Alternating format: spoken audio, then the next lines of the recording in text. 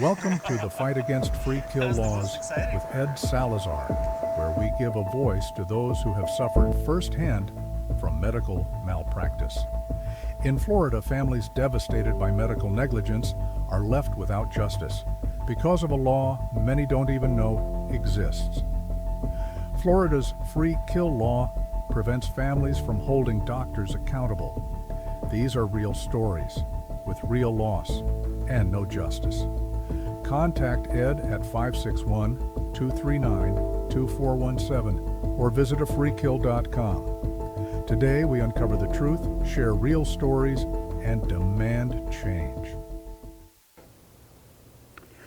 Good evening, my friends. Welcome. Thank you for tuning in again.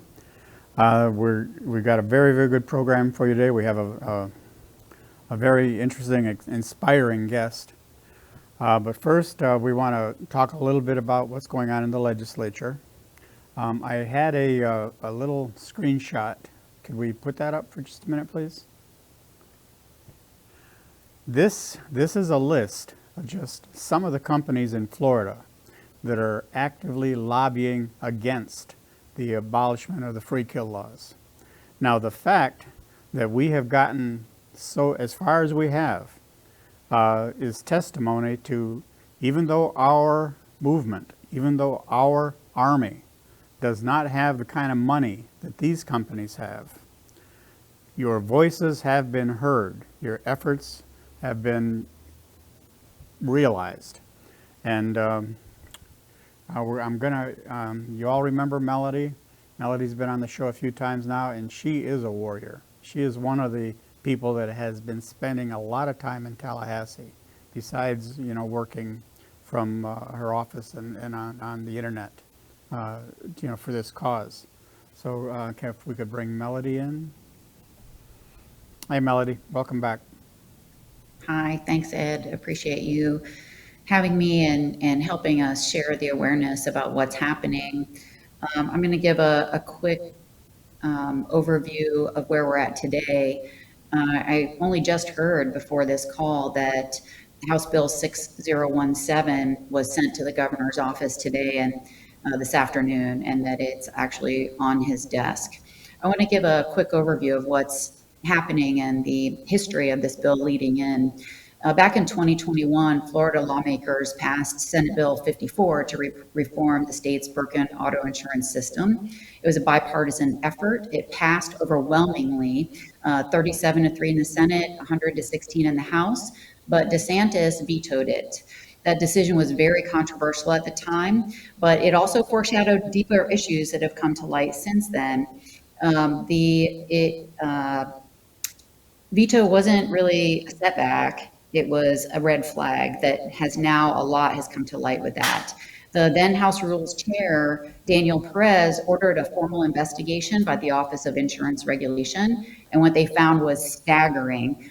These insurance companies had been funneling billions of dollars to their own affiliates while claiming financial distress.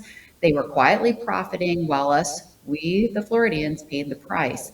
That report was buried until 2023. It revealed a scheme of corporate shell games, shareholder dividends, legislative manipulation.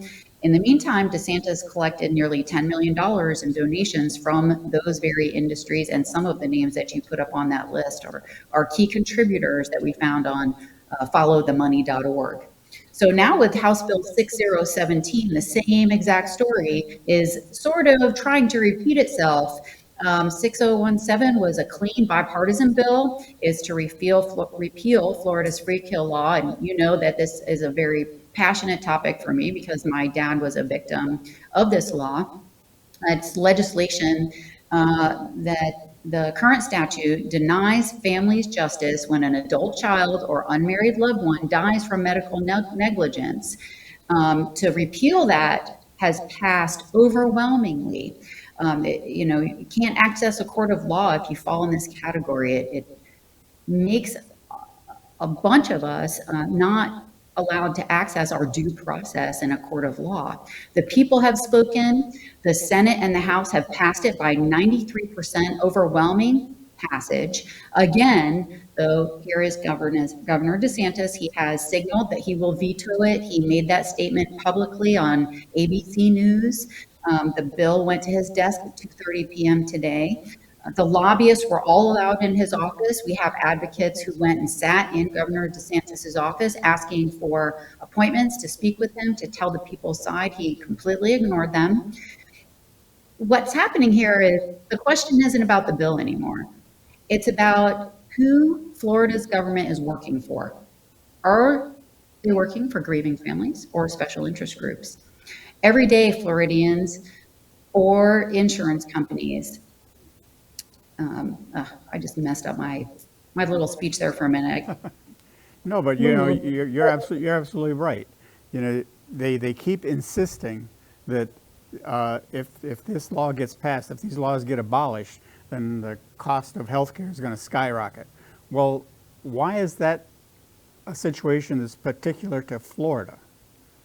Why isn't it the same in other states? To be honest, there is no data to suggest that. 2 years ago, there was a lobbyist who, we've been running legislation, has been getting run on this for 8 years now, right? And so there was a lobbyist that made these comments in a House committee hearing, Civil Justice Subcommittee hearing. And the legislator said, well, show us the data. And he never produced the data. This isn't some sworn testimony of data that the bills are going to go up for everybody. It's the narrative. They kept beating the drum, though, right? They kept saying it over and over and over. And this is a tactic we've seen employed before. You say it enough, you say it enough. Yep. Nobody has a free kill law except Florida. This is about due process, right? And it's really up to a court of law that we trust in this system for a court of law to make these decisions. But why are we denying access to a court of law to this certain class of people? That's just wrong. Right. Well, as I said in the open, the fact that we have gotten this far with virtually no financial backing. As a matter of fact, you, Melody, the other guests we've had, have pretty much borne the expense of advocating for the abolishment. This has all come out of our own pocket. And 100%. As I said before, my book was published in 2014. Now, I know statute of limitations for any possible financial recourse is passed, but that's not why I continue to fight for this. That's not why you continue to fight for this. This isn't why Cindy continues to fight for this, Iyana, none of us. We all continue to fight because this is just plain wrong. And we don't want other families to go through. We don't want other families to have to go through what we went through. Correct. All right, well, I also need to thank Melody for introducing me to Stacy, our guest tonight. I'll try to calm down a little bit. And Stacy, why don't you please tell us how you came to be involved with this movement to abolish this terrible law?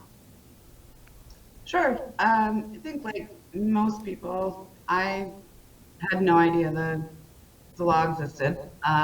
In January of 2019, my 32-year-old brother was involved in a minor motorcycle accident. He basically was going a few miles an hour and hit a bump in the road and fell over, and the motorcycle fell over on his leg and it broke his leg. So he was taken to Fort Walton Beach Medical Center, and it did require surgery.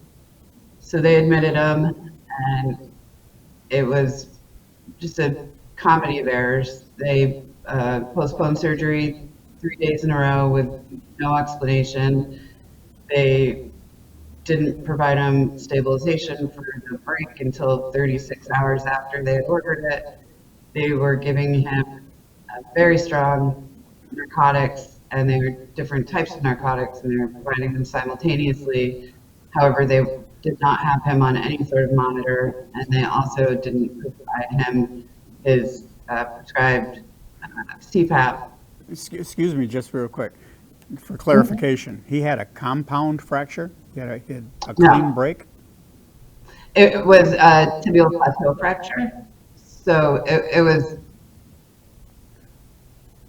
a pretty clean break, but it did require stabilization. Right, right. And they failed to do that for 3 days after he was admitted? Yes. And with no explanation why? No, we think it was in part because they had other patients come in. The third time he was in pre-op for 8 hours. They had given him, the medication to calm you down before you go in. They had Right. done all the things. And then they said, nope, not today, and brought him back up to his room. So you mentioned CPAP. He was a CPAP user? He had a history of obstructive airway? Yeah, he was a Marine veteran, and he had done tours in Iraq and Afghanistan during Operation Iraqi Freedom. And due to that, he had severe documented sleep apnea, and he was not provided a CPAP. And like I said, he wasn't on a monitor either. So And he was being administered opioids? he Pain was medication? being administered Dilaudid and oxycodone simultaneously. Which are respiratory depressants. Yep. So the night before he passed, we spoke on the phone. He was in good spirits. He was laughing and joking. He mentioned that they were giving him the narcotics, and I was concerned about that. And I said, I can be up there in 8 hours. I'll leave now and I'll come up. I want to make sure you're okay. And he said, no, Sissy, I'm all right. I've got friends here. I'm going to be fine. They're going to do the surgery tomorrow. Everything's going to be great. And I said, okay. And that was a choice I will regret for the rest of my life. So he said, I love you, Stashu. That's my nickname. And I said, I love you, Jake, which is my nickname for him. And at 6 o'clock the next morning, we got a phone call from his girlfriend that he was gone. The nurse came in and he was ice cold. He had been gone for a long time. So He passed away in his sleep. And the documentation showed that they had checked on him throughout the night, which was not accurate because it takes quite a while for the body to cool to that temperature. If they had actually done proper rounds, they would have noticed, had they had him on a monitor or CPAP, there would have been alarms or positive pressure. So yeah, the next morning, they found my 32-year-old brother, Dr. Mark Snyder, and we assumed at the time, and my mother and I both had been in the medical field for a long time, and probably through a blood clot. 3 days, broken leg, laying in bed, but there was no blood clot. It was that whole thing was, it took about almost 18 months, I think, to get the final autopsy results because we had to argue with them and present evidence that their initial findings were incorrect because the hospital wasn't giving them all of the medical records. And we called the Department of Health, and the Department of Health said that something wasn't right here as well. I'm sorry. Was he on an anticoagulant protocol at all? Was he No. receiving anything? But they were giving him opioids. Yeah. So we filed a complaint like you're supposed to do. We followed all the protocols, and the nurse was fabulous. She tried everything she could. She said, I know something is wrong here, and she worked on it on her own time, but they are limited into what they can do. And first of all, it was just getting the records. She literally had to go to the hospital and threaten to shut them down because they wouldn't give her the records she requested. And they're obligated by law to turn them over in a specific amount of time, and they weren't doing it.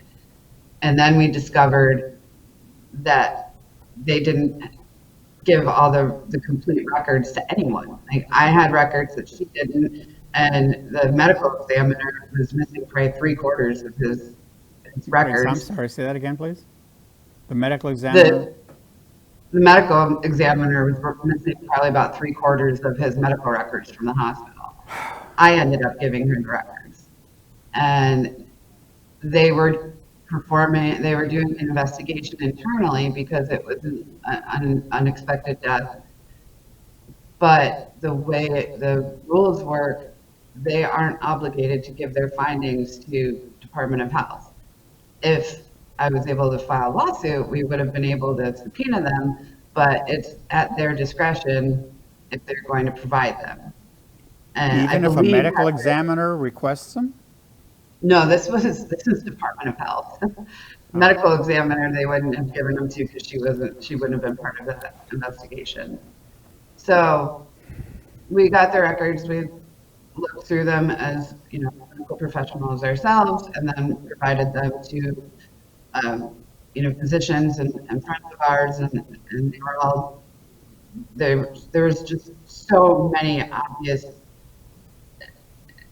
errors and neglect and malpractice, and so we tried to hold them accountable, and that's when we found out about the wrongful death statute. And I didn't believe it at first. I really, I thought that they must have wrong. I think like everyone, it just seems so outlandish. So that's kind of how we got into it, and I started the fight from there. So I started in 2019 is when. 2019. That's when we started trying to get this all changed. And I started working as a paralegal and personal injury because of this. And I can't tell you how many people we had to turn away that had similar situations, and there's nothing we could do. So a Marine who served honorably, 2 tours. At 17, he joined. He was 17 years old when he Joined at age 17. He served honorably 2 tours overseas in combat zones. Comes back to the United States. He's in a relatively minor motorcycle accident. And he joined the Florida National Guard too. He had gotten hurt during that, so he was medically discharged from there. But he wanted to continue to serve, and he was 100% disabled as well. The reason he was up in Fort Walton Beach was because an organization called Operation Finally Home, which is an incredible organization that builds custom homes for disabled veterans, had built him a house in Pensacola.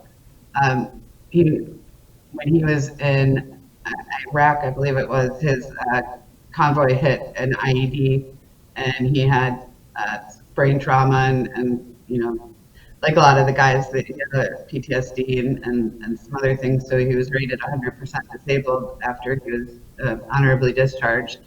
And the caveat with Operation Finally Home was they were building a house in Pensacola, and we live in Port St. Lucie, so they said, you'd have to move up here. And he said, yeah, it's a house for my family. He had a fiance, and she had a little girl that he had helped raise when she was 3. And he got the house in April, and he was dead in January. Tragic, just tragic.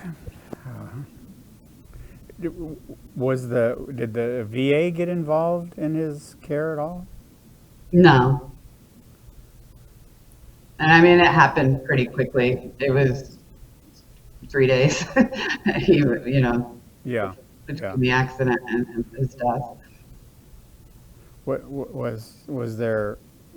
Where did the accident happen? Up in Fort Walton Beach? Yep, about a block away from the hospital. Well, we've heard this scenario play out so many times, and the voices keep getting louder and louder, asking for justice. Melody, are you still with us? Yes, I'm here. I was Yeah. holding back tears. I'm so grateful for your show, Ed. I've heard Stacy and I actually drove to Tallahassee together. She drove. I was a passenger one year, and I've heard bits and pieces of the story in opportunities she's had in the media and in conversation, but I've never heard the entire thing from beginning to end. And I'm so grateful for your program because it gives victims the opportunity to be fully heard. So thank you. I was really having a lot of emotions with that. So Well, you know, it's been, for me, it's been 16 years now since tragedy struck our family. But, you know, the memories are there, the dreams, the nightmares are still there, the restlessness is still there, and the desire to get this changed, to get this rectified, is not going away. I appreciate your words, Melody, about the show and everything, and we do intend to keep this going. We may be taking a little bit of a hiatus for the next few weeks. We have some things to talk about, restructuring, presentation, some things we want, some enhancements we might want to make. But we will stay in touch with you. I have a YouTube channel dedicated to these podcasts. Ed Salazar, RRT. If you go on YouTube, you can find it. I also have a Facebook page, afreekill.com, all capital letters, and that is dedicated to this effort as well. Anyone listening to this program that would like to stay in touch with us, we're always looking for people like Stacy. We want their stories to be heard. We want Florida to know about this. So, you know, please stay tuned with us, stay with us. And Ed, yeah. I want to interject one ask. We got time. Go right ahead. Oh, okay, we do. Okay. So because of DeSantis saying he's going to veto the bill and we don't know what's going to happen there, I've crafted a letter that it's a form letter, and anyone who wants to sign it, it's very, very easy to sign. It's at floridafreekill.org. It's also at floridamedicalrights.org. And it's basically a letter to Senate President Ben Albritton and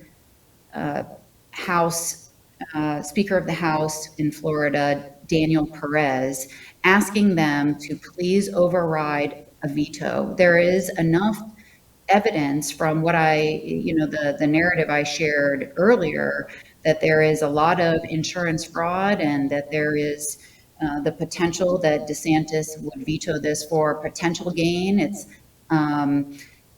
only for the right of the people and for our access to due process that I would ask that people read the letter, and just all you have to do is add your name, email address, and phone number, and it sends it to these individuals so that they are aware of people who want the veto overridden should he decide to do that.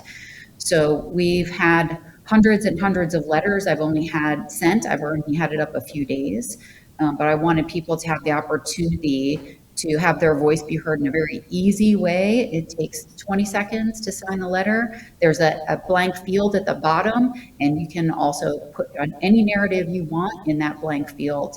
So if you have comments to add about your loved one or something that happened, that's there as well.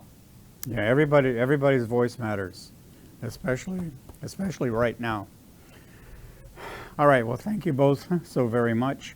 Anyone who has anything they'd like to add to this conversation, you saw the email address for Melody. My email address is on the screen all the time.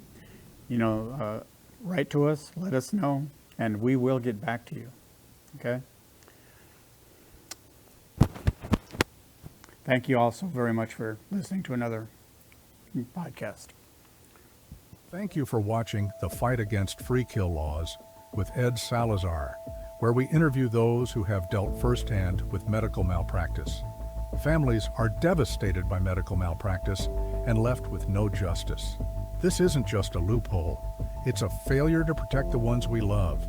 It's time to change the law. It's time for accountability. Contact your state legislatures, visit afreekill.com for more information on how to help, or contact Ed at 561-239-2417. Because every life should matter.